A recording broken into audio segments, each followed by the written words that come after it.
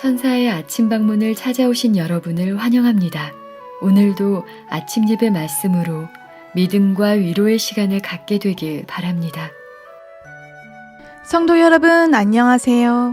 오늘도 아침 예배에 찾아오신 성도님들을 진심으로 환영합니다.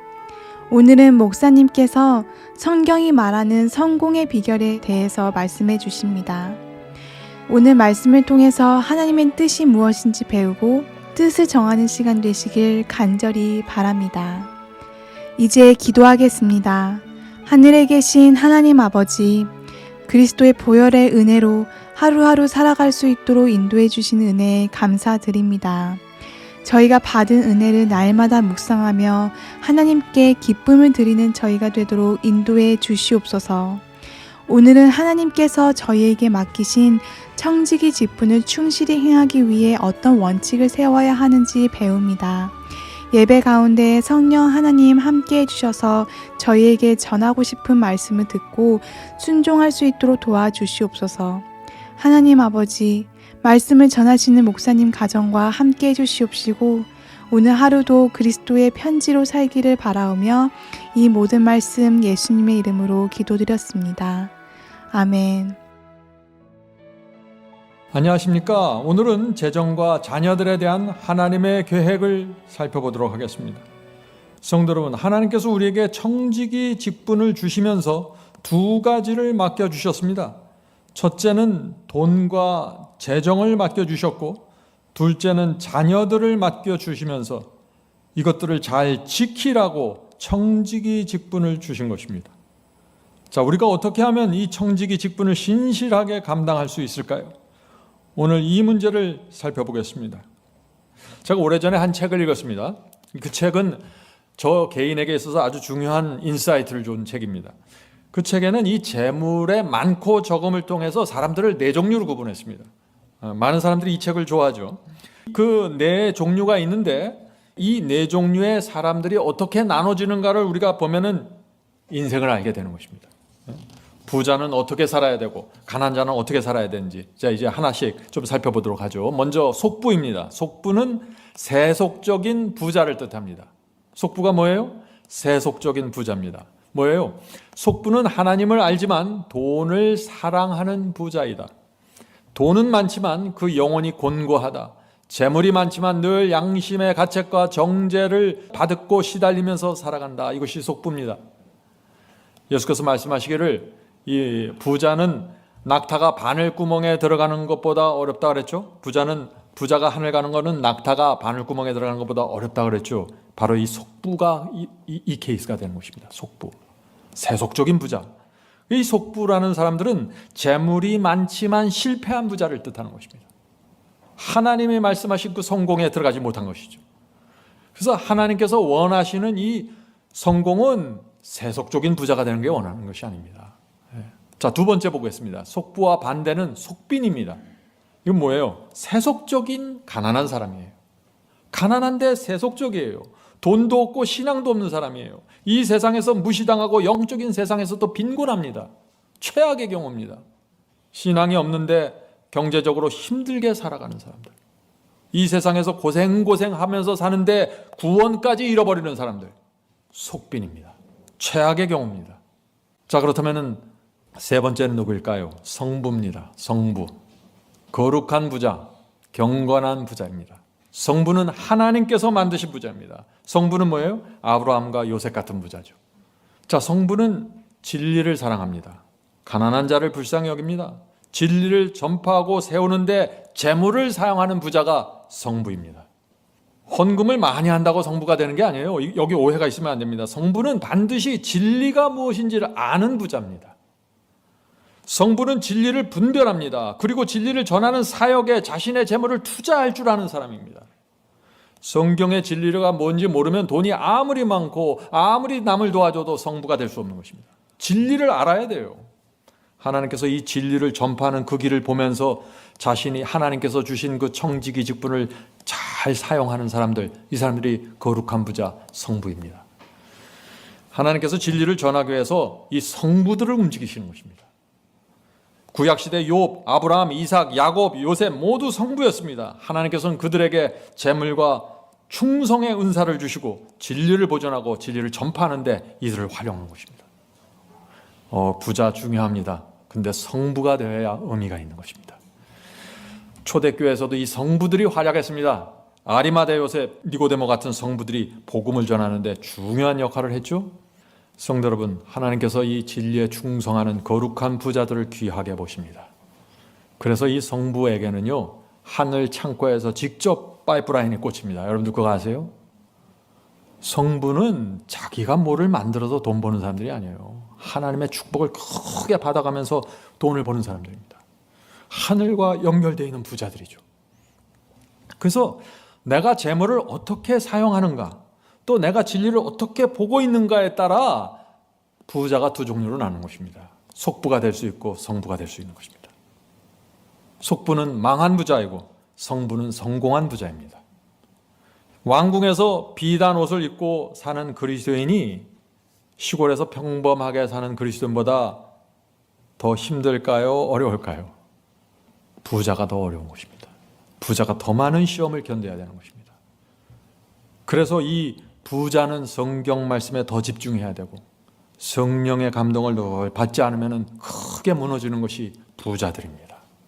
그래서 돈을 갖고 있는 분들, 재물이 있는 분들은 반드시 이 성부가 누구인지, 어떤 사람들인지 분명히 공부해야 되는 것입니다. 성부는 누구예요? 영을 분별할 수 있는 부자들입니다. 그래서 하나님께서 성부에게 큰 재물을 허락하신 것입니다. 영을 분별하고 진리를 분별할 수 있기 때문에 이런 은사를 주신 것입니다. 재물을 모을 수 있는 은사 말이죠. 자, 네 번째 마지막입니다. 우리가 속부, 속빈, 성부 배웠죠? 이제 나머지 뭐예요? 네, 성빈입니다. 성빈이 뭐예요? 경건한 가난한 자들입니다. 네, 경건하지만 거룩한 성도들입니다. 성빈은 의를 위해서, 진리를 지키기 위해서, 그러다 보니까 어떻게 가난하게 된 사람들이에요. 네? 성빈은 정직하고 부지런하지만 하나님께서 그 사람을 가난하게 만들었습니다. 하나님께서 어떤 사람을 성빈으로 부르면은요, 그 사람에겐 돈이 붙지 않아요. 왜 그럴까요? 하나님께서 그를 성빈으로 부르셔서 사명을 주시기 때문에 그렇습니다. 성도 여러분 중에 혹시 나는 가난하다 하는 분들이 계십니까? 전혀 좌절하거나 실망할 필요 없습니다. 여러분들의 남은 생애 동안 성빈으로 살면 되는 것입니다. 그러면 누구보다도 분명한 확신을 갖고 이 세상을 성공적으로 마칠 수가 있는 것입니다. 성경에는 성부도 나오지만 수많은 성빈들이 나옵니다. 저는 정말 성빈이 되고 싶습니다. 찢어지게 가난해도 하나님께 충성하는 성빈으로 살면 성공입니다. 하나님께서 이 성빈을 이 세상 어떤 속부들보다 귀하게 보십니다. 하나님께서 왜 이 성분을 귀하게 보실까요? 교회를 위해서 큰 헌금도 드리지 못한 이 가난한 거룩한 자들을 왜 하나님께서 귀하게 보실까요? 이들은 진리를 정확하게 보고 있고 이 진리를 전파하기 위해서 자신의 생애를 바치고 있기 때문에 그렇습니다. 성빈은요, 그래서 자기가 가난하다고 해서 위축되지 않아요. 이 성빈의 중요한 특징입니다. 성빈은 남의 눈치 보지 않아요. 돈 때문에. 왜요? 자기가 진리에 대한 확신을 갖고 살기 때문이죠. 하나님께서 이 가난하지만 진리를 붙잡고 있는 자신을 얼마나 귀하게 보실 것을 믿기 때문입니다. 그래서 이 가난한 성빈들은 말과 태도와 분위기에 있어서 믿음과 확신이 나타나게 되는 것입니다. 성도 여러분, 저는 이 성빈들이 좋습니다. 저희 교회 많은 성빈들이 좀 찾아와 주길 전 기대하고 있습니다. 자, 그러나 또 오해하지 말아야 됩니다. 가난하고 신앙이 있다고 다 성빈이 아니에요. 가난하다고 신앙이 있다고 성빈은 아닙니다. 성빈은 가난하지만 진리를 꿰뚫고 있어야 돼요. 가난하지만 진리를 세우기 위해서 몸 바치는 사람들입니다. 그냥 막연하게 신앙을 줬고 막연하게 교회 열심히 다니고 이것을 말하는 것이 아니에요. 성빈은 그래서 자기보다 더 가난한 자들을 불쌍히 여기면서 삽니다. 성빈은 가난하지만 먼저 그 나라와 그 의를 구하면서 삽니다. 성빈이 이렇게 살기 때문에 이 주께서 이 성빈들을 귀하게 보시는 것입니다. 자, 그러면 제가 이제 정리하는 질문을 드립니다. 속부, 속빈, 성부, 성빈, 이 네 부류 중에서 어떤 사람들이 성공한 사람일까요? 여러분들 대답하실 수 있죠? 누가 성공한 사람이에요? 성부와 성빈입니다. 반드시 이 둘 중 하나에 속하면 인생의 성공입니다. 부자도 좋고 가난해도 좋습니다. 반드시 거룩한 부자 아니면 거룩한 가난한 자, 둘 중 하나면 하나님께서 우리를 보실 때 성공입니다. 그래서 이 거룩한 부자, 거룩한 가난한 자는 다 같은 종류의 사람들입니다. 하나님께서 그 환경과 은사에 따라 어떤 사람은 재물을 주시고 어떤 사람은 가난을 허락하면서 각자에게 맞춰진 사역을 줘버리는 것입니다. 그래서 이 성부와 성빈 사이에는 엄청난 재산 차이가 있잖아요. 함께 할 수 없는 사람들이, 세상적으로 보면 같이 다닐 수 없는 사람들이에요. 그러나 이들이 신앙과 진리에 대한 충성심이 같으면 이 두 부류가 협력해서 놀라운 사역을 이뤄냅니다. 이것이 기독교 역사입니다. 이것이 기독교 역사예요. 성부와 성빈은 신앙의 길도 같고 인생의 목적도 같아요. 단순히 재산 차이예요. 그래서 저는 지금까지 살아오면서 이 선교 사역을 하면서 성빈과 성부가 연합하는 모습들을 가끔 봤습니다. 제가 본 어떤 경우는 이런 겁니다. 한 사람은 재물이 많았습니다. 그분은 부자인데 진리를 정확하게 깨달았고 자신의 11조만 아니라 많은 재물을 진리를 위해서 바쳤어요. 그런데 또 하나의 그 성빈이 있었습니다. 이 사람은 가난하지만 혼신의 힘을 다해서 승리의 복음을 전하고 설교했습니다. 이 둘이 어떻게 만났어요? 하나님의 섭리로 만났어요. 그래서 협력하고 기도하면서 놀라운 사역을 했습니다. 그들의 사역을 통해 수많은 사람들이 구원받았습니다. 성도 여러분, 성부가 되든지 성빈이 되든지 우리는 개념치 말고 하나님께서 우리에게 베푸신 것에 만족하면서 살고 어떻게 해서든지 주님의 역사를 이루기 위해서 최선을 다하는 것, 그것이 성공의 비결입니다. 네, 성공은 재산과 상관없어요. 성공의 세 번째 원칙은 돈을 버는 시기, 이 돈을 버는, 우리 인생에서 돈을 버는 시간을 잘 통과해야 된다는 것입니다. 성공의 원칙입니다. 자, 20대 학교 교육이 대부분 끝나죠? 20대 학교 교육이 끝나면 60대 은퇴할 때까지 우리가 적어도 40년을 일하게 됩니다. 이 기간, 이 돈 버는 시간을 어떻게 보내는가에 따라 인생이 크게 움직인다는 것이죠. 자, 일하며 돈을 버는 시기는 약 40년 정도 된다. 많은 사람들에게 이 시기는 자녀를 기르고 교육하는 때일 뿐 아니라 집을 사는 것과 같은 큰 규모의 지출이 일어나는 때이다. 이때는 재정적으로 매우 힘든 시기이다. 자녀 교육의 방향을 잘못 잡죠? 인생에 큰 문제가 생깁니다. 이 집 같은 거 큰 돈을 투자해서 이 부동산을 구입하는 거 잘못하죠? 잘못하면 회복할 수 없는 데미지를 받게 되는 것입니다. 그래서 이 시기 굉장히 중요하다는 것입니다. 자, 계속해서 읽어보죠. 이 시기는 가족이 함께 보조를 마치며 평생을 함께할 끈끈한 정을 만들어가는 시기이기 때문에 매우 민감한 때이다. 그렇죠. 이 40년을 어떻게 지나가는가 굉장히 중요한 시간이라는 것이죠. 근데 이 40년을 성공으로 마치는 성공의 비결이 뭐예요? 가족이 하나로 끈끈하게 연합하는 것입니다. 이것이 성공의 비결입니다. 계속해서 읽어보죠. 이맘때 재정적 문제가 결혼을 깨트릴 수도 있는데 실제로 그런 일이 많이 발생한다. 그렇죠. 경제적인 문제 때문에 이혼하는 케이스들이 점점 더 많아지고 있죠. 네. 자, 계속해서 읽어보죠. 부부가 함께 신앙생활을 하며 성경적 원칙을 따를 마음을 가지고 있다면 이 시기를 훨씬 더 안정적으로 지나갈 수 있다. 우리가 살다 보면 사실 실수할 때가 많죠. 자녀 교육의 방향도 잘못 잡을 수 있고 집을 구입할 때 잘못할 수도 있고 큰 돈을 투자하면서 또 실수하고 이런 실수할 때가 있습니다. 모든 가정에 위기들이 찾아옵니다. 위기가 한 번 없이 인생을 사는 사람은 저는 본 적이 없는 것 같아요. 지금까지. 자, 그렇다면 이 위기를 어떻게 극복해야 되는가 하는 것을 우리가 보는 것입니다. 제일 중요한 것이 뭐예요? 여기 오늘 말씀하셨잖아요. 부부가 말씀과 신앙으로 하나로 연합해야 된다는 것입니다. 부부가 말씀과 신앙으로 연합하면은요, 어떤 어려움도 극복할 수 있어요. 안 되는 것이 없습니다. 성도 여러분, 부부가 함께 모여 무릎을 대고 기도하면서 인생에 대한 계획을 세워야 하는 것입니다. 부부가 함께 공부를 해야 되는 것입니다. 성경 공부를 해야 돼요. 부부가 함께 성경을 공부해야 인생을 세우는 같은 생각을 갖게 되는 것입니다. 결혼하기 전에 성경 공부를 두 남녀가 함께 하면 그것도 큰 축복이 되는 것입니다. 두 사람이 하나의 마음으로 연합하는 것입니다. 자, 그래서 세 가지 원칙이 세워지는 것입니다. 결국 세 가지 원칙. 첫 번째, 영적인 원칙입니다. 두 번째, 재정적인 원칙을 세워야 되고, 세 번째, 자녀 교육, 가정과 자녀 교육에 대한 원칙이 세워져야 됩니다. 이 세 가지 원칙을 세우면 어떻게 돼요? 이것이 성공의 비결이라는 것입니다. 가정이 평강 가운데서 전생애를 살 수 있다는 것입니다. 이것이 성경이 우리에게 말하는 성공의 비결입니다. 여기서 놓치면 놓칠수록 자꾸 데미지가 생기는 것이에요. 그런데 성경의 이 원칙을 모르면 내가 데미지를 받고 있고 내가 어려운 일을 당하면서도 무엇이 원인인지 분별하지 못하고 지나가 버린다는 것입니다.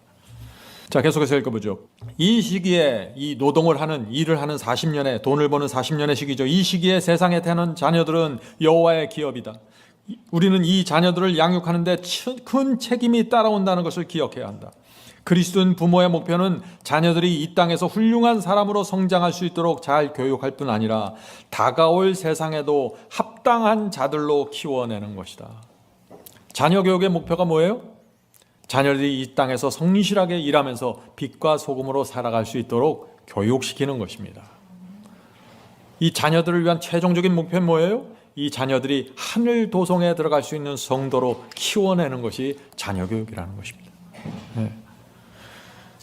자, 그래서 자녀 교육의 세 가지 방법이 나옵니다. 자, 우리가 이제 그 방법을, 세 가지 방법을 하나씩 좀 살펴보도록 하죠. 자, 첫 번째, 그리스도인 가정 환경을 제공하라입니다. 그리스도인 가정 환경을, 자녀를 잘 기르려면 가정 환경을 잘 제공해야 된다는 것이죠. 부부가 맨날 싸우면 교육이 되겠습니까? 안 된다는 것이죠.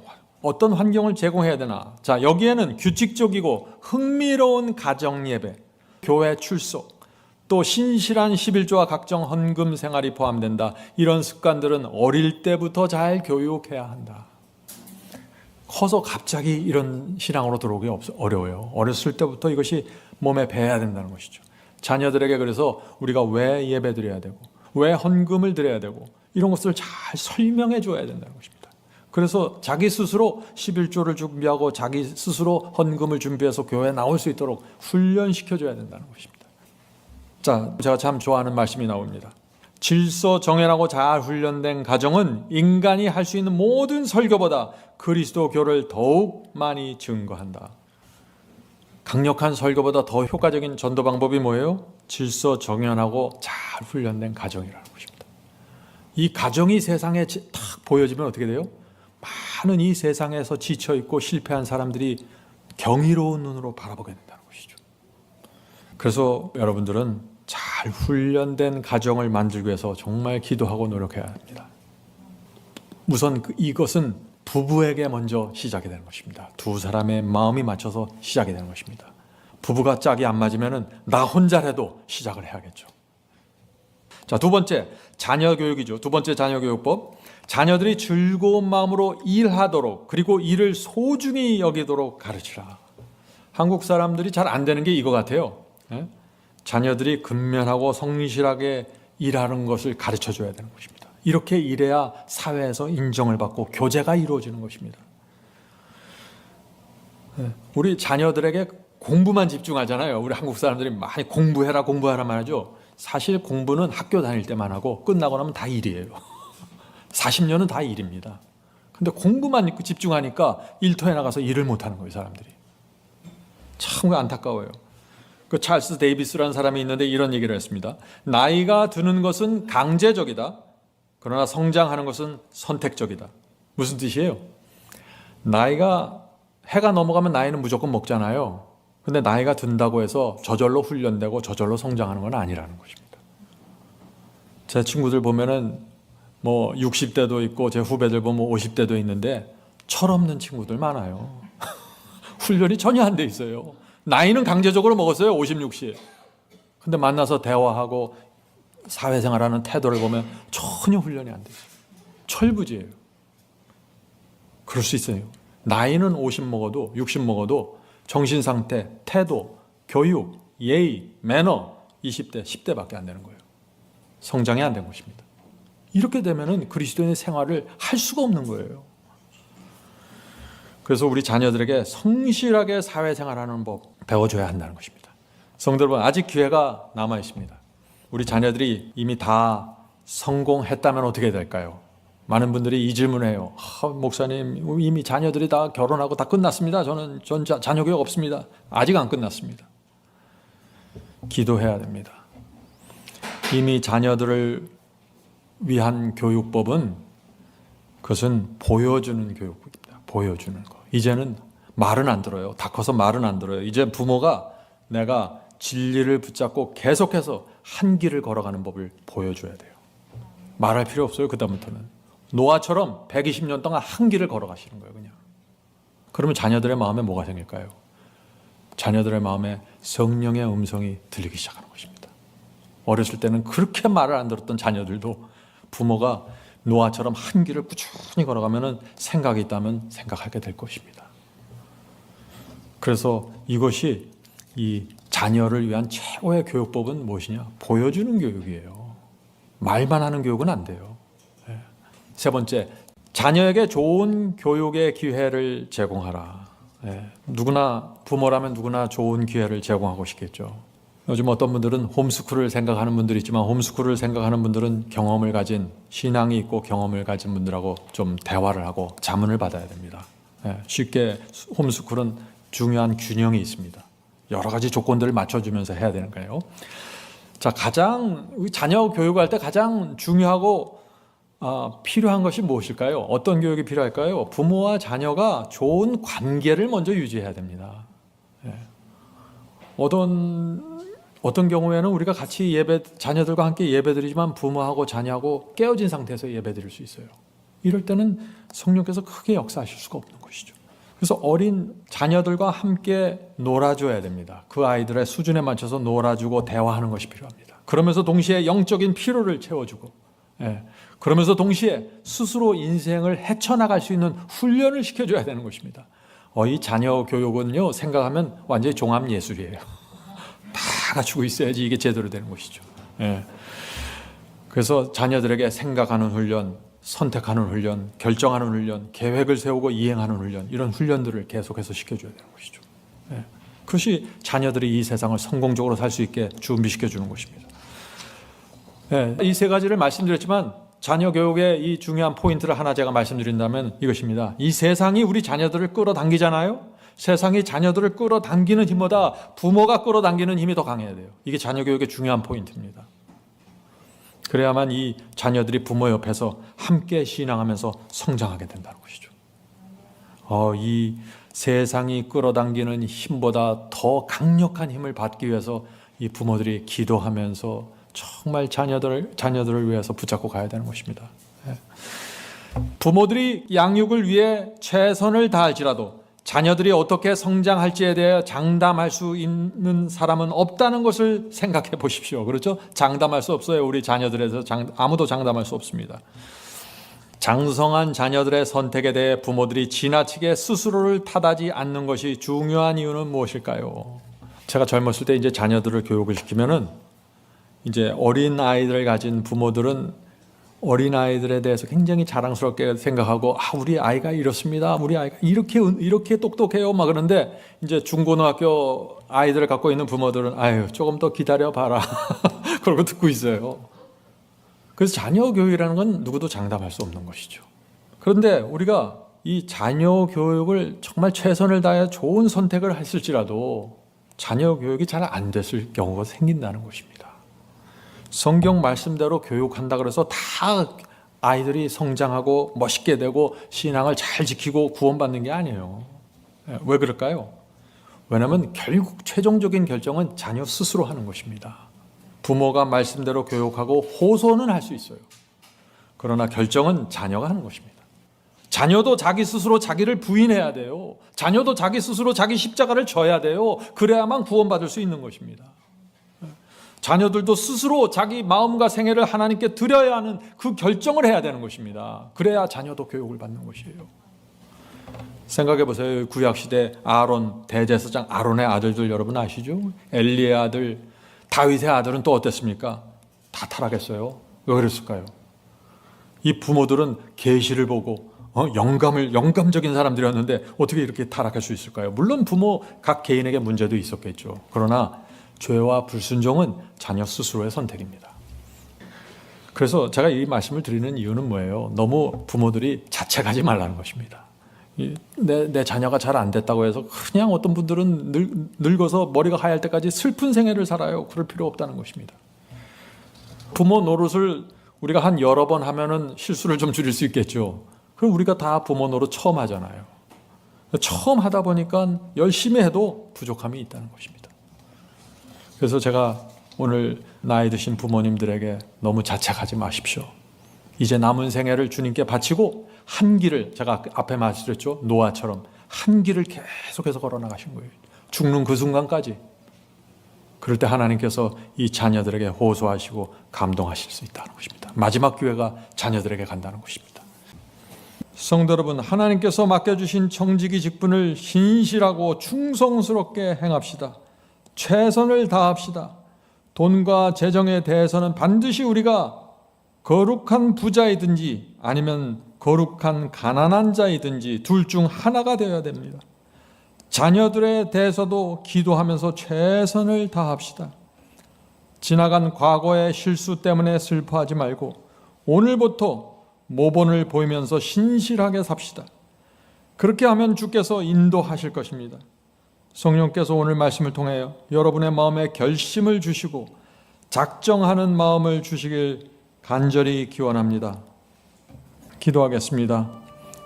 하늘에 계신 저희들의 아버지, 주께서 성경 속에 이 정말 보석처럼 귀한 하늘의 지혜를 박아 놓으셨는데 저희가 무지하고 게을러서 그 하나님의 말씀과 원칙을 저희의 생애 속에 미처 적용시키지 못하면서 살아왔습니다.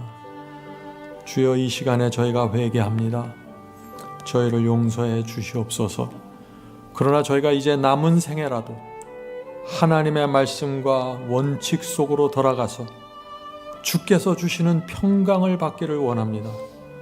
주여, 이 교회 예배드리는 우리 성도들에게 함께 해주시고 이제 저희 남은 생애 동안 하나님께서 주신 재정 원칙, 하나님께서 주신 가정의 원칙, 하나님께서 주신 이 복음의 원칙대로 살 수 있도록 축복해 주시옵소서. 오랫동안 어둠 속에서 바벨론에서 살면서 아직 가정이 하나로 연합하지 못했습니다. 아직 부부가 하나로 연합하지 못한 가정들이 있습니다. 주여, 불쌍히 여겨주시고 성령으로 감동해 주시옵소서. 그래서 이제 남은 생애 동안 연합의 비밀이 저희 가정 속에서 밝혀질 수 있도록 도와주시옵소서. 주여, 오늘 우리가 배운 말씀을 저희가 붙잡고 가길 소원합니다. 주께서 저희 마음에 말씀과 하늘의 지혜를 새겨주셔서 저희가 가는 길이 이제 헛디디지 않고 실수하지 않도록 지켜주시옵소서. 특별히 이 시간에 저희 자녀들을 위해 기도합니다. 저희 부모의 많은 실수와 부족함이 있었습니다.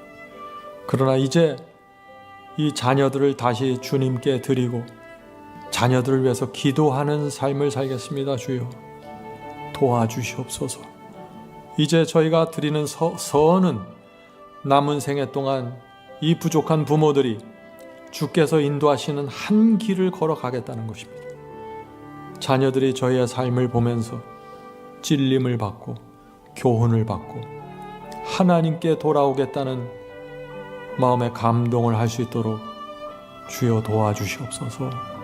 그들을 인도해 주시옵소서. 예수님의 이름으로 간절히 기도드립니다. 아멘. 성도 여러분, 마지막 사명에서는 아침 예배 채널을 유튜브에서 별도로 운영하고 있습니다. 아침 예배 채널에서는 매일 새벽 4시에 예배 영상이 올려지고 있으며 특별히 아침 9시에 생방송 예배가 진행됩니다. 아침 9시 생방송 예배가 아침 예배 채널의 독특한 특징입니다. 원하시는 분들은 유튜브에서 아침 예배 채널을 별도로 구독 신청하여 주시면 저희와 함께 생방송으로 아침마다 예배드릴 수 있습니다. 매일 아침마다 하나님의 말씀으로 저희 모두가 주 앞에 나와 예배드리는 신앙으로 함께 나가게 되길 간절히 바랍니다. 감사합니다.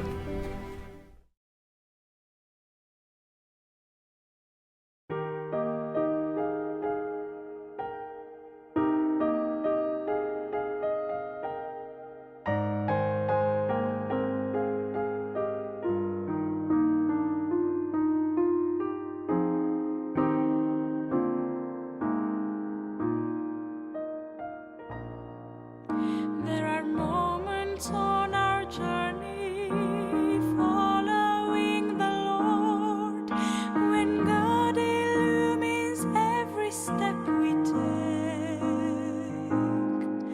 There are times when circumstances